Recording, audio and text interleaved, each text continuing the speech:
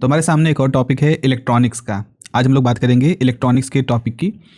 तो जो 2 मार्क्स के क्वेश्चन हैं आपके पास इलेक्ट्रॉनिक्स में, उनके बारे में सबसे पहले बात कर लेते हैं। तो जैसे आपका सबसे पहला टॉपिक, सबसे शुरुआती टॉपिक है जिसमें कि आप डायोड और पावर सप्लाई की बारे में पढ़ते हैं। तो जैसे डोपिंग क्यों ज़रूरी होता है, एवलांच और जेनर ब्रेकडाउन क्या होते हैं, विड्थ डिप्लीशन लेयर का विड्थ कैसे होता है, ब्रिज रेक्टिफायर को क्यों प्रेफर किया जाता है, उसमें सेंट्रल टेपिंग क्या मतलब होता है, फिर clipper clamper, half wave rectifier, full wave rectifier, इसमें डिफरेंस क्या होता है, इनकी इंपॉर्टेंस क्या होती है, सारे टॉपिक हैं। तो अगर देखा जाए तो ब्रेकडाउन मैकेनिज्म आपको ज़रूर से ज़रूर, मैंडेटरी का मतलब होता है बिल्कुल पढ़ना ही पढ़ना है, इसको छोड़ना नहीं है। फिर डोपिंग और आप रेक्टिफायर का कंपैरिजन आपको पढ़ लीजिए। ये ऐसे टॉपिक हैं जो लगभग हर पेपर में आपसे हर पेपर में पूछे जाते हैं। तो ये 2 नंबर में बहुत ही अच्छा टॉपिक यहाँ पर आपके सामने है। ट्रांजिस्टर, जिसमें कि आप bipolar junction transistor, field effect transistor, MOSFET, ये सब है। तो इसमें आपको बाईपोलर जंक्शन फेट इस समय क्या डिफरेंस है, कैसे इनको वोल्टेज कंट्रोल डिवाइस क्यों कहते हैं, इनका पिंच ऑफ वोल्टेज का मतलब क्या होता है, रिलेशन क्या है, कुछ न्यूमेरिकल्स वहाँ पे फॉर्मूले होते हैं। तो अगर मैं कहूँ तो आपको जो बाईपोलर जंक्शन ट्रांजिस्टर है उसका करंट कंट्रोल कर सिस्टम कैसे होता है, पिंच ऑफ कंडीशन क्या होती है, और उसके कुछ बेसिक फार्मूले आपको यहाँ पढ़ने हैं। ऑपरेशनल एम्पलीफायर में अगर आप देखोगे तो आइडियल ऑपरेशनल एम्पलीफायर में कॉमन रिजेक्शन रेशियो क्या होता है, उसके डेफिनेशन के बारे में बताइए, slew rate, virtual ground concept क्या होता है। इस पे आपको न्यूमेरिकल छोटे छोटे मिलते हैं। जैसे कॉमन मोड रिजेक्शन रेशियो हो गया, इस पे लगातार आपसे पूछे जाते रहते हैं। डिजिटल इलेक्ट्रॉनिक्स की जहाँ तक बात होती है तो वहाँ तो यूनिवर्सल गेट के ऊपर हमेशा से क्वेश्चन आते हैं। जैसे नैंड गेट, नॉर गेट क्या होता है, उसका रियलाइजेशन क्या होता है, आपके नंबर सिस्टम जो होते हैं, बाइनरी, डेसिमल, ऑक्टल, ये सब होता है। बूलियन अलजेब्रा का सिंप्लीफिकेशन कार्नो मैप के थ्रू होता है। तो अगर यहाँ बात करें तो जैसे कि 1s 2s कॉम्प्लीमेंट वाला होता है, यूनिवर्सल गेट के जो रियलाइजेशन होते हैं, ये सब चीज़ें बहुत अच्छे से पूछी जाती है, हर साल पूछी जाती हैं। कम्युनिकेशन सिस्टम में अंदर आपको मॉड्यूलेशन, डिमॉड्यूलेशन और मॉड्यूलेशन इंडेक्स का डेरिवेशन पूछा जाता है। खैर 2 नंबर में तो आंसर उसका डेफिनेशन पूछा जाता है। आपका टोटल एम्पलीट्यूड मॉड्यूलेशन का टोटल पावर होता है, आपको ग्राफ आना चाहिए, माइक्रो प्रोसेसर, माइक्रो कंट्रोलर में डिफरेंसेस क्या होते हैं, सैटेलाइट के एप्लीकेशंस क्या हैं। यहाँ मॉड्यूलेशन जो है एक तरह से नेसेसिटी है, आपको मॉड्यूलेशन ही मेनली तैयार करना है मुख्य रूप से। Amplitude modulated power, amplitude calculation, ये सब बहुत ही ज़्यादा अच्छे इंपॉर्टेंट क्वेश्चन है जो आपसे पूछे जाते हैं। 7 नंबर की अगर मैं बात करूँ तो इसमें जैसे कि आपका क्लिपर क्रैम्पलर वाला हिस्सा जो है वो थोड़ा ज़्यादा ही महत्वपूर्ण है आपके पास। देखो कुछ हिस्से हैं, जैसे रेक्टिफायर है, वेरी इंपॉर्टेंट, और उसमें भी खास तौर पर जो ब्रिज रेक्टिफायर होता है। तो अगर मैं आपसे कहूँ यहाँ पर कि जो रेक्टिफायर वाला हिस्सा है तो इसमें आपको रिपल फैक्टर और रेक्टिफिकेशन एफिशिएंसी ये जरूर होना चाहिए। Full wave rectifier, central tap क्या होता है ये मालूम होना चाहिए, न्यूमेरिकल प्रॉब्लम ये सब अच्छे से मालूम होनी चाहिए। ठीक है, उसके बाद वोल्टेज रेगुलेशन, 2 ही हिस्से होते हैं। एक तो या तो आप full wave rectifier, half wave rectifier तैयार कर लो, और दूसरा वोल्टेज रेगुलेशन में आपको ब्रेकडाउन मैकेनिज्म आती है। जैसे जेनर ब्रेकडाउन, एवलांच ब्रेकडाउन होता है, न्यूमेरिकल उसके ऊपर पूछे जाते हैं। जेनर ब्रेकडाउन के लिए load condition, no load condition, ये सब स्टैंडर्ड क्वेश्चन है जो पूछे जाते हैं। ये अब यहाँ पर अगर मैं कहूँ, अगर आपने क्लिपर क्रैम्पर आप नहीं पढ़े हैं या आप छोड़ रहे हैं तो छोड़ सकते हैं। आप स्पेशल डायोड, जैसे इसमें tunnel diode, light emitting diode, photo diode, ये सब बहुत ही अच्छे थ्योरेटिकल क्वेश्चन है, पूछे जाते हैं।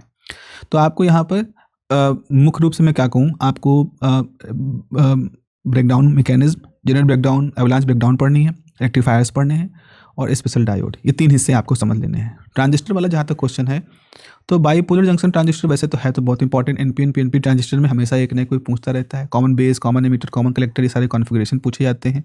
बाईपोलर जंक्शन ट्रांजिस्टर बहुत इंपॉर्टेंट है।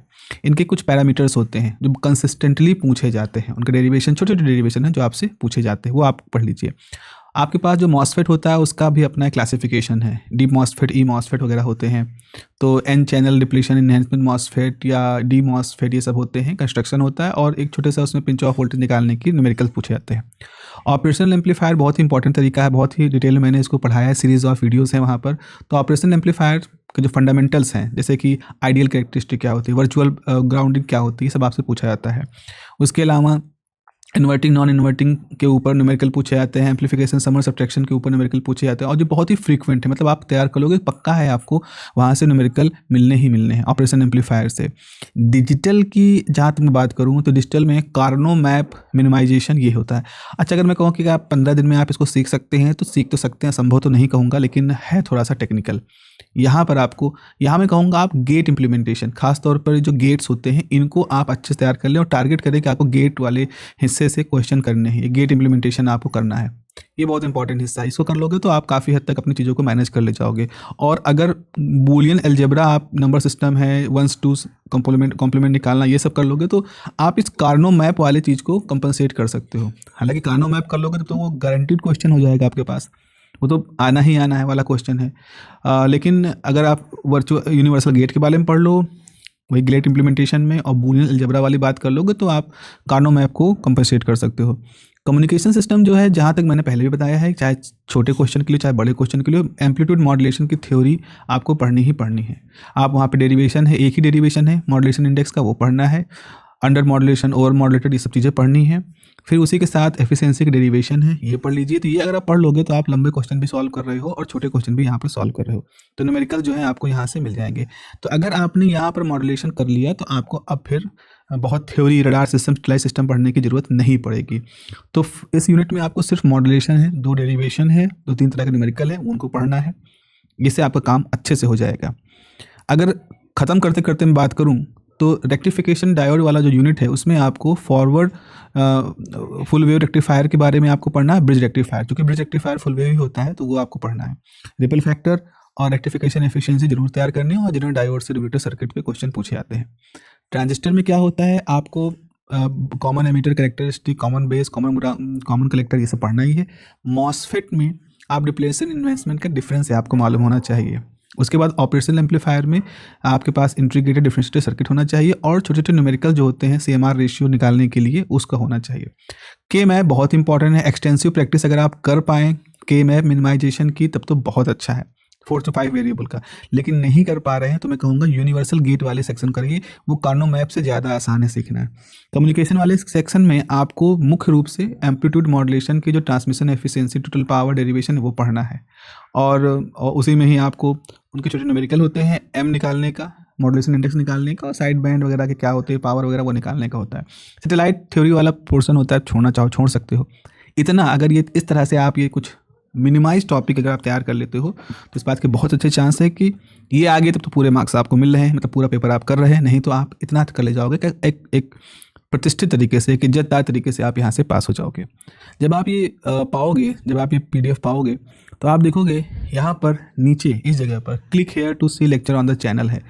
ये जब आप ओरिजिनली जब आप PDF पे जाओगे, उसको क्लिक करोगे, तो जैसे आप क्लिक करोगे वैसे आपको वो वीडियोस मिल जाएंगे जो इस नोट्स के साथ जुड़े हुए हैं। जो जो जो जो PDF मैंने, जो यहाँ पर जो लेक्चर मैंने बनाए हैं, वो यहाँ पर आपको इमीडिएटली आप वहाँ पर लिंक पहुँच जाओगे।